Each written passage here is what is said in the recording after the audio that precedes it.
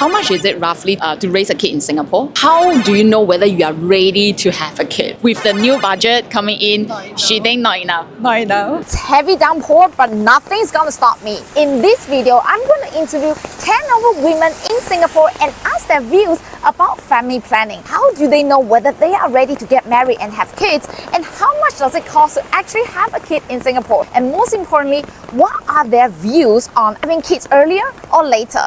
And what's their take on egg freezing? If you are a lady thinking about getting married and thinking about having kids, you will definitely want to watch this episode.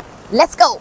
And what age did you have your first kid? 31. It was around 30. Married with 2 kids. 3 kids, 33. I'm a grandmother of 4. And my daughter got 3 children. Only have one 5-month-old. Just gave birth last year, 36. Would you consider having more kids in the future? No, I won't.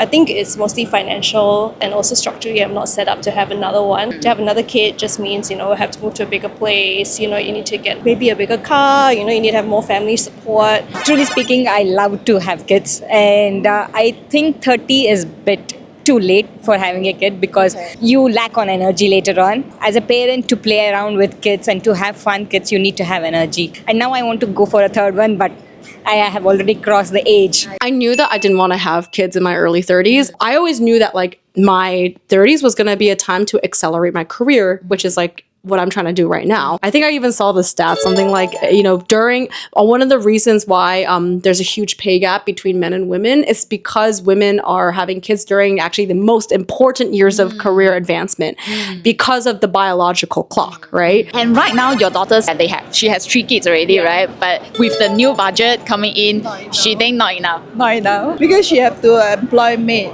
And she need to work. So the standard of living is very high. How much is it roughly to raise a kid in Singapore? Childcare costs already cost quite a fair bit. I mean, I send mine to private preschool, so it's about 2K per kid already, just for childcare. But obviously, there's ongoing costs, right? You got to buy diapers, milk powder. I'm a foreigner here, so my kids go to international school. That will cost me a fortune, and luckily I have a good job which pays for all this. With God's grace, everything is fine on the financial end. But if it is just one earning family, right? I think it's pretty tough. How do you know whether you are ready to have a kid? It's more of the time, whether we can spend with the baby or not, but not so much about financially, I guess. If you are a partner and you are ready, you're together in this, I would say go for it.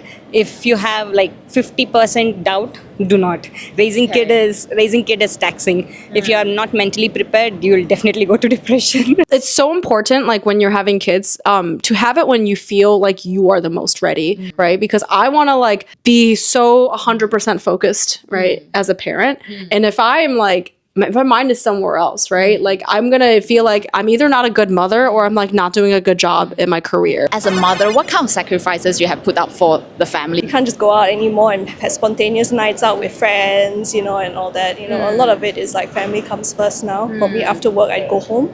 I spend time with my kids. Me time. Me and husband don't get a lot of time for ourselves. One of the things I really, really, really didn't want to have to go through a few years ago was having to what I wanted to do for my career or cap my ambition because I wanted kids. If you can turn back time, would you consider probably egg freezing so that you have more time to focus on what you love to do, like career, travel? Would that be an option that you might consider? I always plan to have kids maybe before 35, so maybe I wouldn't, but I think it's a very good initiative, especially for ladies who want to do all that before they commit to having a family or having a child. I'm a bit old school like that. I believe in natural process. I think because of the working pressure, her friend a lot, they also can't conceive. It's not that they want, they also try the IVF. They also want to have a baby. Those that want to have a baby, they don't dare. The option was made available to me back then. Yes, definitely I would have taken it up. I think all in all, it's good because your baby is healthy and all this and you're very happy. So yes, all is good, yeah. But for those who are single, I do encourage them to go for it. I think egg freezing is one of the most empowering things you can do as a female.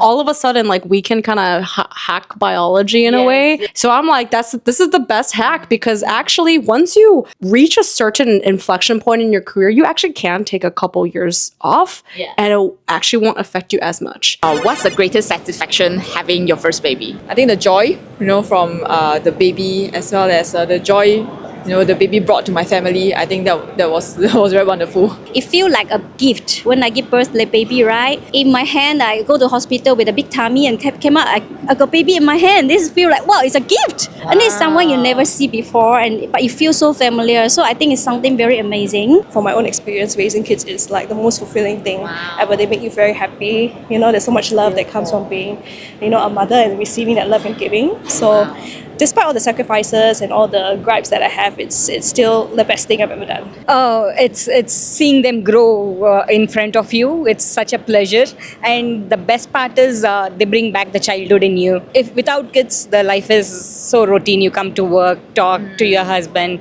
It's few topics, but with kids, you tend to go back in the memory lane and relive your childhood. What's your advice to young women like me regarding family planning? This stuff, something is God will lah. And don't give yourself pressure. Enjoy your life. So if you are not relaxed, then very difficult to conceive because of the working life. Make sure you're not choosing whatever partner you're with at a certain time to have kids at a certain age because of the biological clock. I think all the ladies, the views that they shared really gave me a lot of thought-provoking reflections on what should I do with my future. At the same time, I also feel that I'm currently not ready yet to have a kid, and I absolutely agree with Sherry, one of the interviewees that I asked, right? She also said that like we want to be ready. We at least we need to be mentally prepared and psychologically prepared to have a baby. I absolutely agree with her, and that's why I'm also going through my egg freezing cycle just to buy myself more time, because once I'm able to freeze my egg at the age of before 35,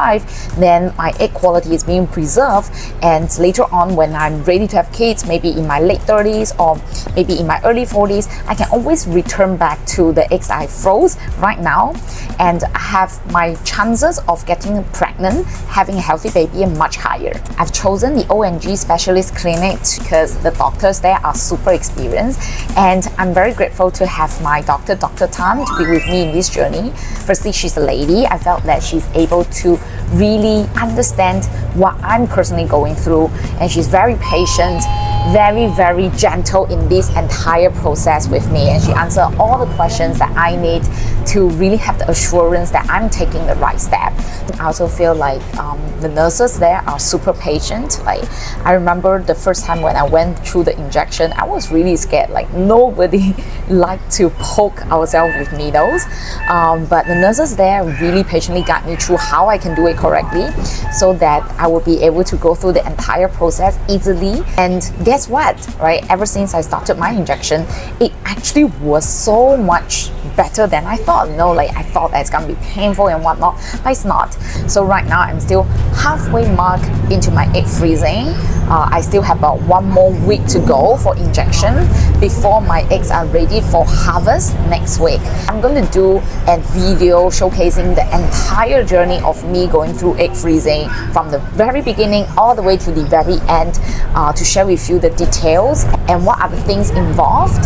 So if you are someone who are thinking about egg freezing, like me, to unlock more time and freedom for yourself, and without having to fall for the pressure or the social norm that you need to get married at 35 or you need to have babies at 35, then make sure to subscribe to my channel over here and stay tuned for my next video. In the meantime, I'm super thankful for all the ladies I interview, even though I try to talk to 10 more people, but in the end only 6 of you guys are so patient and so kind to generously share your views with your time with me. So I really appreciate that. Thank you so much for your advice. Have a good day. Thank you so much for your sharing. Thank you so much, Jermaine. Thank you so much, Selena. Thank you.